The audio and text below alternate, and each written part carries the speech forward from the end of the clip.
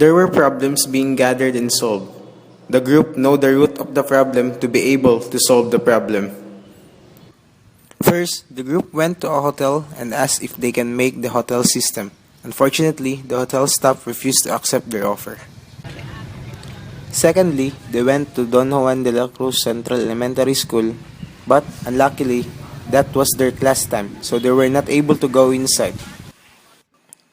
Next, the group went to UCC Pirasay to endorse their offer, but unfortunately, they already have a system.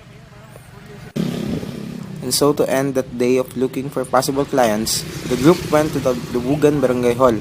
One of the group members asked the barangay staff the increasing problems in their barangay, and so the staff laid the problems.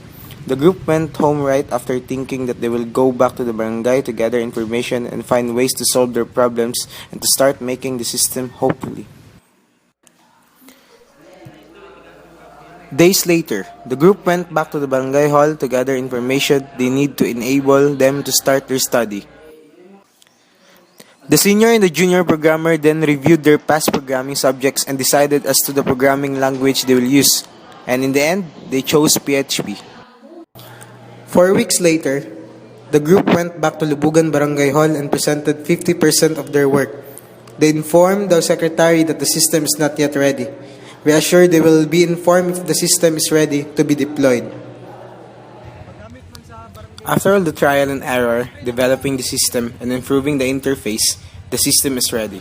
However, the group had a meeting with an IT expert first to test and know some of the features and possible errors that the system has and may have in the long run. They still sought for an expert before deploying it. Next day, after the test, the group went to the barangay hall, but the secretary was not around because he's not feeling well. Immediately after knowing, the group went to his house and let him test the system. After testing it, he wanted that the system be deployed immediately. And the next day, the group now deployed the system. After the system has been deployed, the systems analyst got a text message from the secretary saying there are some bugs in the system. So the analyst together with the senior programmer went to the barangay and debugged it. These are the results of the survey conducted by the group. And this part, the barangay secretary gave his testimony. Victoria Jan is Section Junior, Barangay Secretary of Barangay Balilan. The system generally works. Malasa naman time to process, especially ang records ng mga constituents. In one sitting na lang, especially katong feature nga akong gipaad na the regulatory records.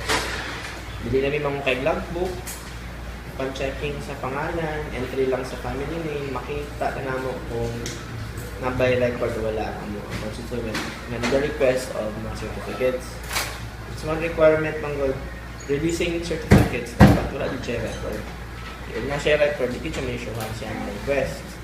So, ang system, ako yun siya tabang, kay, especially high-tech na siya, katulad akong gingon nga, hindi na ako mag-refer paglain staff to confirm kung nabay record wala. Which is one sitting na lang sa laptop o sa mga computers, kung ipasukal sa system, so okay na siya. And besides, dili lang siya for design administration. Like this year, it's election period, pwede nila ma-edit ang mga names sa mga functionaries, sa mga barangay officials, if in case na na-changes sa administration brought by the election. So, ito lang siguro, mostly, system works and good job.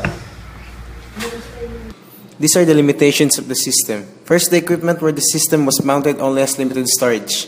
Next, there will only one manage the records. Next, the information that will be placed in the system depends on the material given by the product leader. And lastly, Google Virtual Map has not been updated.